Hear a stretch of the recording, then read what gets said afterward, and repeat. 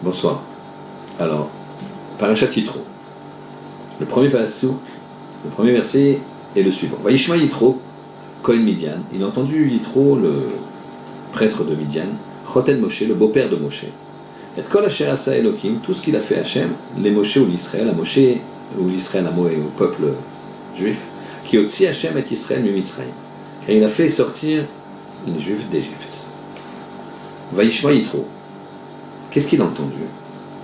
On regarde Rashi qui nous dit Vaishma Yitro, Mashmiya Shama Uba. Quelle est la nouvelle qu'il a entendue, ou les nouvelles qu'il a entendues pour venir et donc se convertir, adhérer au projet de la Torah? Kriyat Yamsouf ou Milchemet Amalek. Donc l'ouverture de la mer d'Éjon, de la mer Rouge, et la guerre d'Amalek. Très bien. On peut se poser une question. Et les plaies, et le fait qu'ils soient sortis d'Égypte, la guerre contre Amalek, qu'est-ce qu'il y a d'exceptionnel? Ils ont gagné, très bien, ils ont gagné une bataille, c'est des bons guerriers. L'ouverture de la mer Rouge, certes, c'est exceptionnel, mais et que dire de la plaie de Dam? Que dire de Barad, le sang, Barad, la glace mêlée avec du feu, et tout ça, ça fonctionne.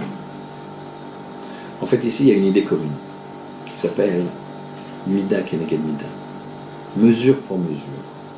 Là, il a vu qu'il y avait un réel libre arbitre, et qu'on avait des événements en fonction des actions qu'on faisait. Exemple, dans la Kriyat Yamsouf, il y a eu quoi? Il y a plusieurs termes que la Torah emploie par rapport à la noyade des Égyptiens. Ils ont été noyés comme une pierre, comme de la paille ou comme du plomb. La pierre, elle tombe tout doucement, mais plus vite quand même que la paille. Mais le plomb, lui, très vite. Donc vous avez trois façons de tomber, trois façons d'être englouti. Une façon, la paille, très difficilement, après de nombreuses vagues. La pierre, plus facilement, mais elle tombe de façon, on va dire, pas tout à fait à pic. Et le plomb qui est lourd qui tombe à pic. Ça représentait l'ensemble et les différentes façons dont les Égyptiens traitaient les Juifs. Les plus durs, les plus cruels, étaient noyés comme de la paille. Ceux qui avaient été un peu moins cruels étaient noyés comme une pierre, et ceux qui étaient presque pas cruels, on va dire, comme du plomb. La même chose, Milchemet Amalek. La guerre contre Amalek, c'est quoi? Elle a eu lieu à Rephidim, où Rafou Yadaïm chez l'Israël. Elles se sont affaiblies les mains des Juifs. À partir du moment où les mains des Juifs s'affaiblissent, à ce moment-là vient une guerre, Amalek, qui vient te dire attention, t'es Juif, tu dois te comporter comme un Juif.